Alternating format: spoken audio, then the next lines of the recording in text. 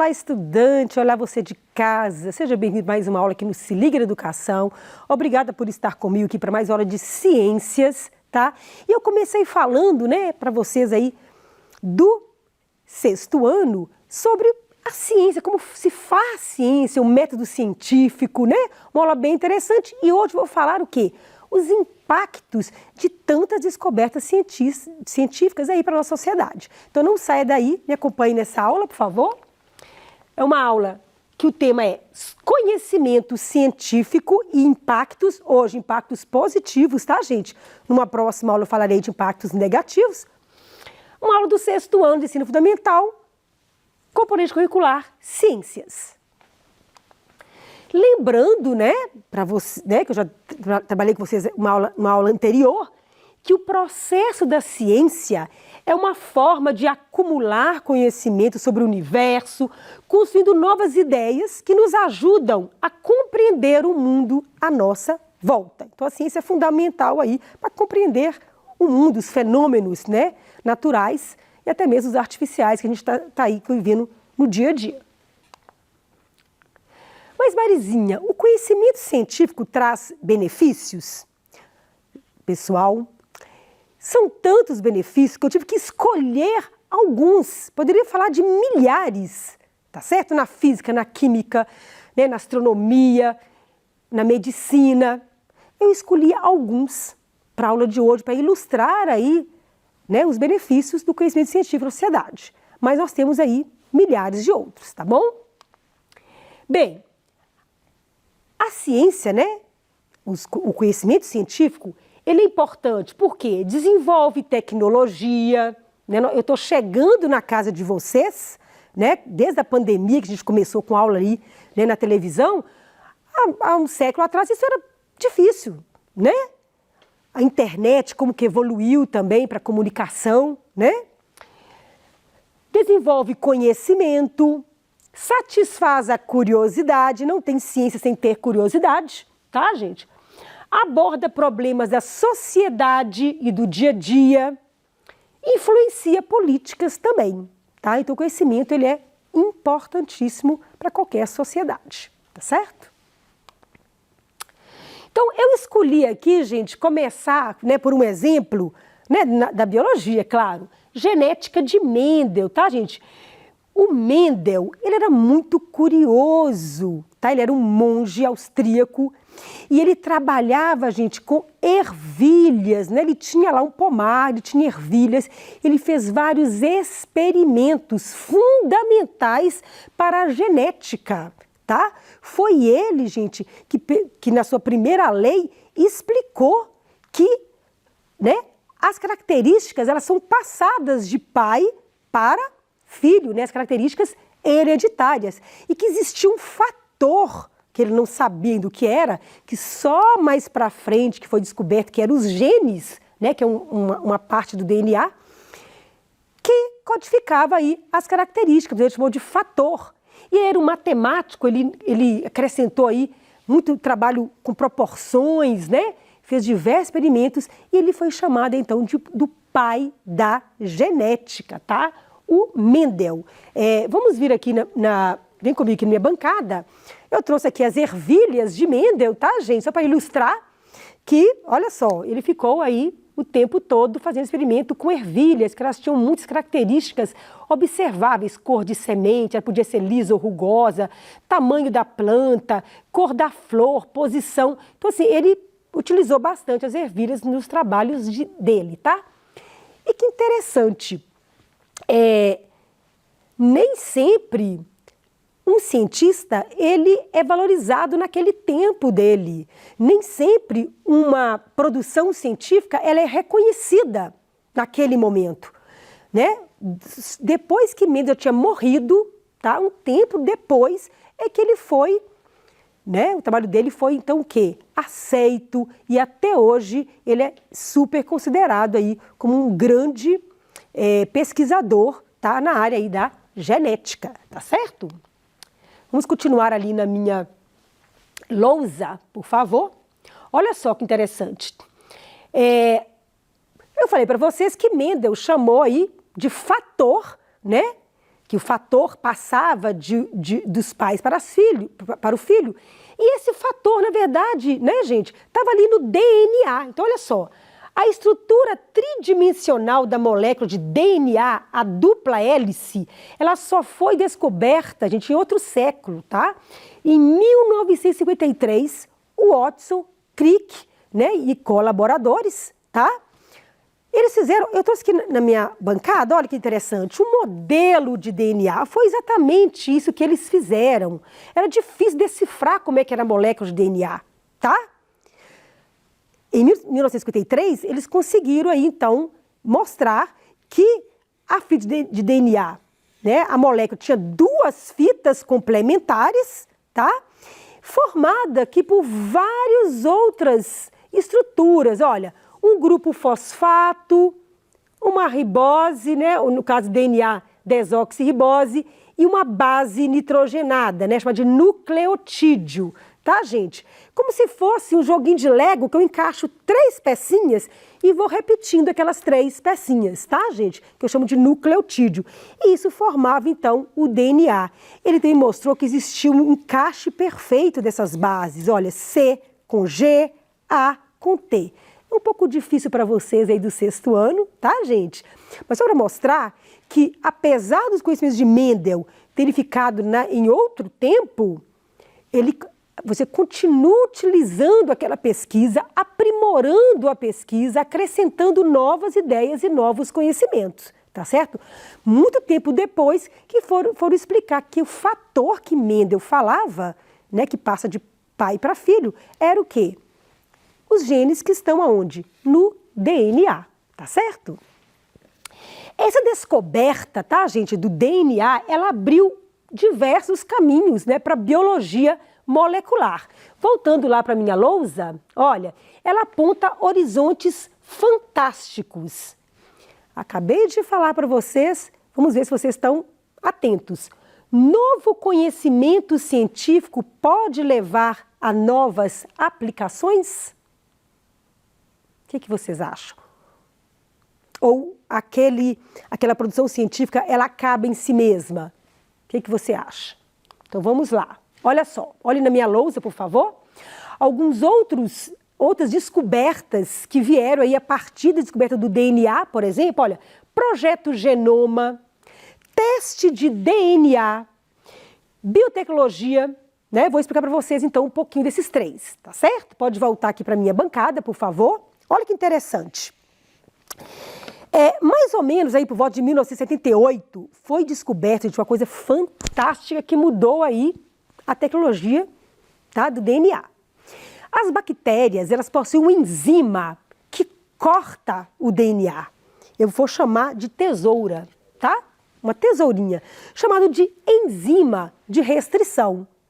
A descoberta dessa enzima foi fundamental, porque a partir dessa descoberta, o cientista percebeu que ele podia cortar o DNA, cortar um pedaço, né? Cortar genes, tá certo? E colar, né? Usar uma outra substância, uma enzima, para colar. Isso mesmo, brincar de recortar e colar. Então, a gente poderia então fazer o quê, gente? Colocar genes de um organismo A no organismo B, formando, por exemplo, um transgênico, tá certo? Graças à descoberta da enzima de restrição que revolucionou aí. Então é isso mesmo, pode contar para a sua mãe, que nós temos uma tesoura que corta DNA, chamada de enzima, tá? Não preciso falar qual que é a enzima não, mas enzima de restrição. Uma grande descoberta, tá certo? Esses fragmentos de DNA, gente, eles podem passar ali por um processo ele passa num gel, tá certo? Uma eletroforese, e vai formando umas bandas, deixando umas marcas. Sabe quando você pega um produto, tá? Na prateleira, e você vê aqui essas bandas aqui, olha. Lembra disso? Então, esse código de barras, quando você faz esse processo com esses fragmentos, a gente consegue ter o código de barras de um organismo. E, por ele, fazer, por exemplo, teste de paternidade. Tá? Então, teste de paternidade, você vai comparar essas bandas de DNA do pai, da mãe e do filho. Olha que interessante. Percebeu? Que que o conhecimento ele vai o quê? Sendo acrescentado, né? Então, desde a descoberta, né, da genética lá, dos trabalhos de Mendel, até o Otis Crick com modelo de DNA, né? A descoberta da enzima de restrição, isso não para. Nós temos também, gente, olha, na questão aí da engenharia genética, né? Os transgênicos, eu trouxe aqui uma soja, para mostrar para vocês que a maioria da soja que nós consumimos é transgênica, né? Às vezes, gente, nem sempre são aspectos positivos, tem negativos também, que eu vou falar na próxima aula, tá? Mas uma soja transgênica, ela possui genes de resistência, por exemplo, a agrotóxico. Então, essa soja ela pode receber muito mais agrotóxico. Então, isso é muito bom para o produtor, para ter uma lavoura melhor, tá certo? E nós temos também algumas técnicas de melhoramento, né? Quando você pega, por exemplo, um milho, que ele produz pouco, mas ele tem uma proteína muito boa para a saúde. Mas você tem um outro milho que ele produz muito, mas ele não tem uma proteína muito boa. Você pode, então, fazer essa brincadeirinha. Recortar o gene daquele milho que produz uma proteína boa e colar no outro que produz muito. Aí você vai ter um milho que produz muito e produz uma proteína muito boa. Entendeu? Então, você pode fazer melhoramento genético também. Então, existe aí, né, fantástico, muito fantástico aí, como que novos horizontes foram abertos na pesquisa com essas descobertas, tá certo? Então, não esqueça disso, tá, gente? Um conhecimento, ele continua ali, pode ser usado para se construir novos conhecimentos, tá? Produção de vacina, gente, importantíssimo, né? Para produzir vacina, quantos cientistas têm que estar envolvidos, quantas pessoas, quantos testes são realizados, né? E também nós temos vacina que utilizam, por exemplo, fragmentos de DNA, de RNA. Então, aqui, usando de novo aí o conhecimento de DNA, de RNA, para fazer também o quê? Vacinas, tá certo? Continuando lá, aqui só mostrando para vocês aí uma técnica, né, de melhoramento genético, tá? Provavelmente aí de uma planta, tá vendo? Muito usado aí nos dias de hoje. Olha que interessante, decifrar o genoma humano, Senhor. O que o Senhor disse? Muda a senha. Gente, o ser humano, ele conseguiu decifrar o genoma. O que é genoma? É o conjunto de genes que nós temos, nosso material genético. Olha, envolveu mais de 5.000 cientistas, 250 laboratórios e 18 países envolvidos aí. E eles conseguiram, anotei aqui para vocês, olha, eles conseguiram apresentar esse trabalho em abril de 2003, sequenciar 3 bilhões de pares de base. O que é pares de base? Aqui, A liga com T, C liga com G. Eles conseguiram, gente, enumerar aqui essa sequência, tá? De bases que formam o gene. Então foram bilhões. E aí, olha que interessante, nós temos também um banco de dados com toda a sequência do nosso DNA, do DNA humano, tá? Novas tecnologias, novas ferramentas também foram produzidas, tá? Então, esse projeto de genoma, ele foi fenomenal aí na nossa era, tá certo? E aí uma charge para brincar com vocês, né? Porque Deus podia achar aí que o ser humano jamais conseguiria decifrar o código da vida. E o ser humano decifrou. E o código da vida é nada mais, nada menos que a molécula de DNA.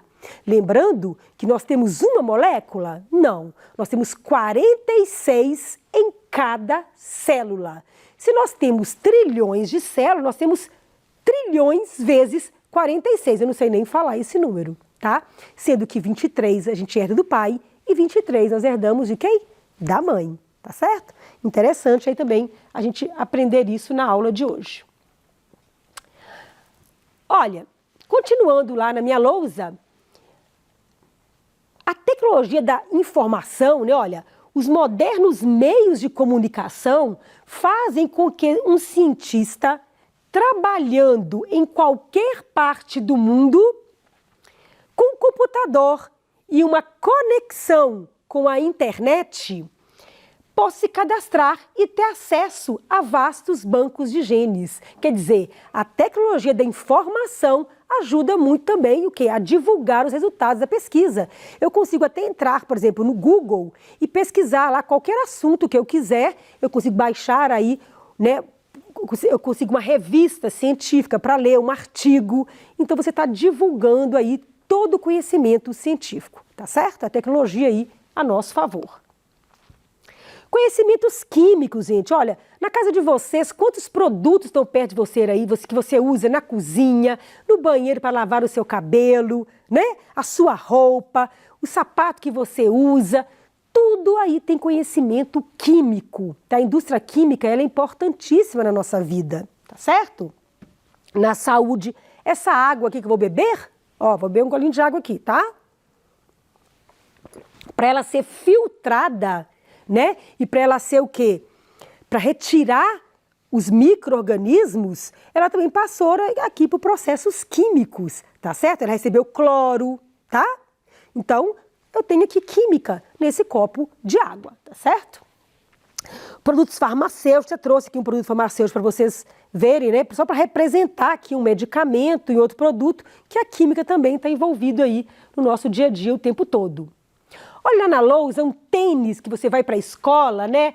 O metal, o tecido que é utilizado, né? Se é sintético, se é natural, a borracha, né?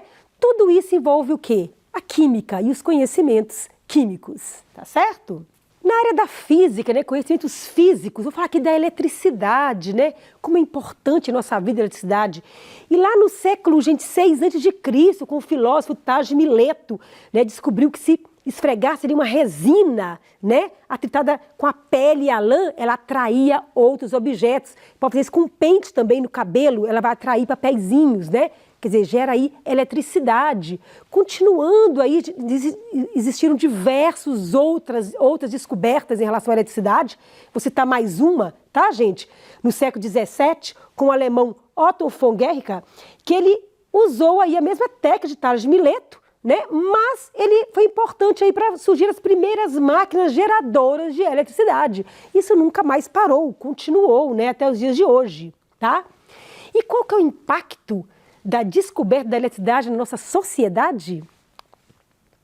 Olha, impulso para a invenção de motores, geradores, telefones, rádio, televisão, raio-x, computadores e sistemas de energia nuclear. Ela revolucionou a vida das pessoas. Eu tenho aqui uma lâmpada em minha mão, tá? Fluorescente, mas a incandescente foi descoberta lá atrás, tá, gente? Foi descoberta aí por Thomas Edison, tá? Ele teve mais de 1000 tentativas, tá? A ciência, ela demora, você pode errar e tentar de novo, até ele conseguir um material que conseguisse aí resistir à temperatura aí, né? Ela resistia à eletricidade, ao calor. No caso, ele utilizou um filamento de carvão, que é carbono. Hoje a gente usa tungstênio. Hoje nós temos a fluorescente, temos a LED. Quer dizer, a ciência não para, tá certo? E quando fica sem luz na casa de vocês, é bem ruim, não é? A gente precisa da luz para tudo, né? Até para tomar uma água gelada. E para a gente terminar essa aula, lembrando aí da pandemia da Covid-19, como nós conseguimos voltar ao nosso meio normal, né? Com o quê? Que orgulho que eu tenho aqui dessa carteirinha de vacinação, né? Como que foi? Vocês acompanharam a produção da vacina, vários testes, né? E aí nós conseguimos, então, com a vacina novamente, vencer aí, né? Essa fase tão difícil da nossa vida. Então, a ciência, gente, ela é importantíssima para a nossa vida. Espero vocês na próxima aula para falar um pouco dos aspectos negativos que a ciência também traz, ok? Bem, tem um exercício para vocês fazerem em casa, tá certo? E espero que tenham gostado dessa aula. Espero vocês, então, para o Tira Dúvidas. Mande sua pergunta. Um grande abraço da Marizinha.